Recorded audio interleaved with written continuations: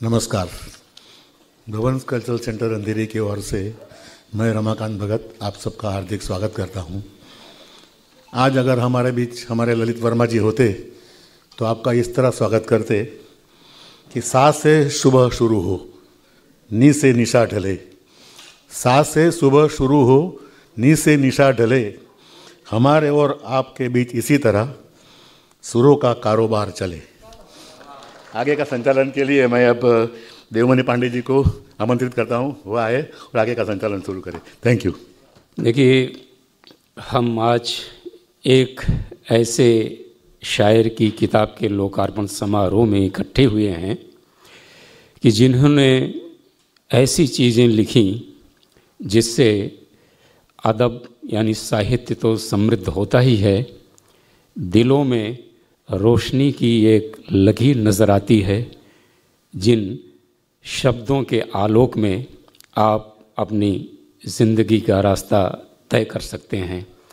निदा साहब ने कुछ ऐसी चीज़ें लिखी जिन्हें शाश्वत कहते हैं कि कई सालों बाद जिनके अर्थ ज्यों के त्यों वैसे ही महत्वपूर्ण बने रहते हैं। तो सबसे पहले मैं आवाज़ दे रहा हूं अरुण माहेश्वरी जी को कि आप सबके प्रति अपनी भावनाओं का इजहार करें, स्वागत वक्तव्य दें। आइए अरुण जी। धन्यवाद पांडे जी। यहाँ उपस्थित सभी मित्रों, आपका यहाँ आप इस सभा में आए, आपका बहुत बहुत सबका स्वागत है। निदा जी की स्मृतियों के साथ यदि मैं गुजरता हूँ तो 1996 में उनकी मैंने पहली पुस्तक छापी, खोया हुआ सा कुछ, जिसको 1998 में साहित्य अकादमी से अवार्ड मिला। उस समय दरअसल हुआ ये था कि मेरे प्रकाशन की 2 किताबों को एक साथ अवार्ड मिला था, जो कि हिंदी में, जो कि मेरे ख्याल अभी तक प्रकाशन की दुनिया में पहली बार ही हुआ है। उर्दू में निदा फाजली और हिंदी में अरुण कमल की किताब को।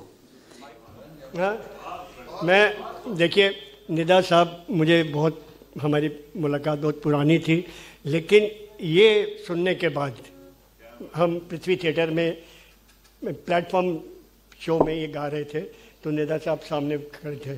जैसे ही उन्होंने सुना तो एकदम मुझे गले से लगाया, तो उसके बाद तो इतनी मोहब्बत होगी ना। अक्सर कहते थे, कुलदीप क्या कर रहे हो आज? हम कुछ नहीं, आ जाओ। फिर शाम को हम लोग बैठते थे और जो जैसे आपने कहा है कि ऐसी ऐसी बातें सुनने को मिलती थी कि मेरा एक तरह से सत्संग होता था। हम लोग आप सबके सामने इस किताब का लोकार्पण करेंगे। ये जो किताब है रोशनी के फूल, इसका संकलन और संपादन मालती जोशी जी ने किया है। हाँ ठीक है भाई। हाँ, आप तालियों से स्वागत करें प्रदीप निफाटकर। ये मेरी खुशकिस्मती है कि निदा साहब के बारे में, उनकी किताब के बारे में मुझे कहने का कुछ 2 लफ्ज़ कहने का मौका मिला है। इस किताब का एक मजमून है जिसमें यास यंगाना चंगेजी पर निदा साहब ने लिखा है, और निदा साहब कहते हैं कि 20वीं सदी में गज़ल विधा की बुलंदी का एक दौर समझा जाता है। इस दौर का आसमान के सितारों के नाम भी निदा साहब लिखते हैं और आगे कहते हैं, अगर मुझे किसी एक नाम का चयन करना है, किसी ने मुझे मजबूर किया, तो मैं एक ही नाम लूँगा, यास यंगाना चंगेजी। मैं बहुत आदर के साथ, सम्मान के साथ आपको आवाज़ दे रहा हूं कि आप आइए, अपनी भावनाओं का इजहार कीजिए। शाहिद लतीफ़ साहब। जानिए कि हम लोग बहुत भाग्यशाली हैं, बहुत खुशकिस्मत हैं कि ऐसी शाम का हिस्सा बने। निदा फाजली का तस्करा हम सुन रहे हैं, एक ऐसा शख्स जो बहुत महान था, और समझ लीजिए कि उसका जो पोएटिक यूनिवर्स था, जो मेंटल यूनिवर्स था, वो बहुत बड़ा था, वो होराइजन बहुत बड़ा था। कृपया आदर के साथ अनिल जोशी जी को यहाँ कोडियम पर ले आएं। बहुत बहुत शुक्रिया। इस समारंभ में आने का एक सौभाग्य मिला। निदा साथ में भी दूसरे दोस्त थे। तब हम कहते थे, पैसा नहीं था और पूरा फैमिली पाकिस्तान चला गया था और निदा साहब यहाँ थे, तो कहीं कहीं मुशायरा होता था तो मुझे बताते थे, चन्नी रोड पर चलो अनिल, मुशायरा है, 35 रुपये पुरस्कार मिलेंगे। तो हम दोनों दौड़ के वहाँ जाते थे, चन्नी रोड में कविता पाठ करके आते थे, 35 रुपये मिलते थे, पाँव वड़ा खा के बैठते थे। मिर्ज़ा गालिब और सब बड़े बड़े शायरों की हम वहाँ बात करते थे। तो आगे जो वक्ता आएंगे, अब 2 ही वक्ता हैं। भाई सुभाष काबरा, आप पधारिए,